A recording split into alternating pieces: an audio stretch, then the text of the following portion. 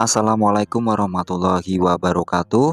Halo semua, pada kesempatan kali ini Halo News akan memberikan informasi mengenai transformasi menarik P3K 2024-2025, perubahan sistem kesempatan guru honorer dan harapan baru. Dan berikut informasi lengkapnya. Membahas P3K menjadi sesuatu yang menarik, terutama dengan perubahan dalam rekrutmen P3K di tahun 2024 dan 2025 yang berbeda dari sebelumnya. Perubahan tersebut terutama terlihat pada sistem perekrutan dan pengelolaan gaji yang kini ditanggung oleh pemerintah pusat sebagai solusi atas masalah lulusan P3K sebelumnya yang mengalami kendala penggajian di daerah. Ketika semua tanggung jawab P3K dikembalikan ke pusat, hal ini menjadikan P3K semakin serupa dengan CPNS. Meskipun ada perbedaan dalam masa kontrak dan jaminan pensiun, namun secara umum P3K mirip dengan CPNS dalam hal gaji, tunjangan, perhitungan masa kerja, dan golongan. Dengan perubahan ini, harapan bagi calon P3K menjadi lebih optimis seiring dengan pengaturan yang mendukung kesejahteraan hidup sehari-hari. Meskipun masih ada beberapa kendala terkait penerbitan NIP dan proses rekrutmen lulusan sebelumnya, diharapkan P3K 2004-2025 memberikan solusi yang lebih baik. Terkait dengan pembukaan P3K 2024-2025, ada beberapa fakta yang perlu diperhatikan seperti minimnya jumlah usulan formasi P3K dari daerah dan kesempatan besar bagi guru honorer untuk menjadi P3K.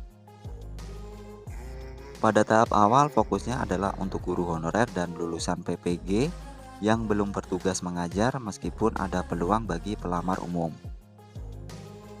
Proses seleksi P3K 2024-2025 akan dilakukan dalam 3 tahap dengan pendaftaran tahap 1 dimulai pada bulan April 2024-2025. Namun terdapat kendala terkait usulan formasi guru agama yang belum masuk dalam 1 juta usulan P3K. Meskipun P3K dianggap lebih baik daripada kontrak biasa dan diakui sebagai aparatur sipil negara yang mampu melaksanakan tugas secara profesional, perbedaan terdapat pada sistem pensiun. P3K tidak mendapat pensiun meskipun ada pembahasan mengenai skema pensiun yang masih dalam proses.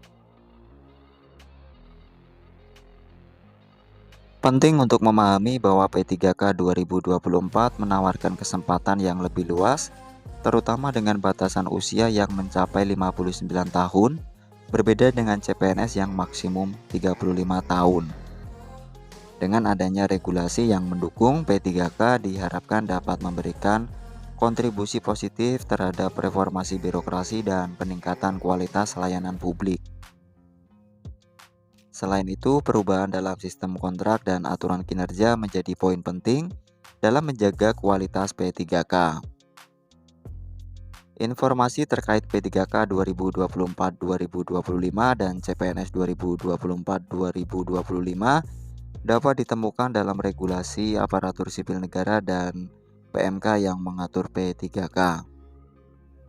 Kesempatan besar bagi P3K untuk mengisi jabatan fungsional tertentu termasuk guru, membuat P3K semakin diakui sebagai tenaga profesional dengan hak-hak yang setara dengan pegawai negeri sipil.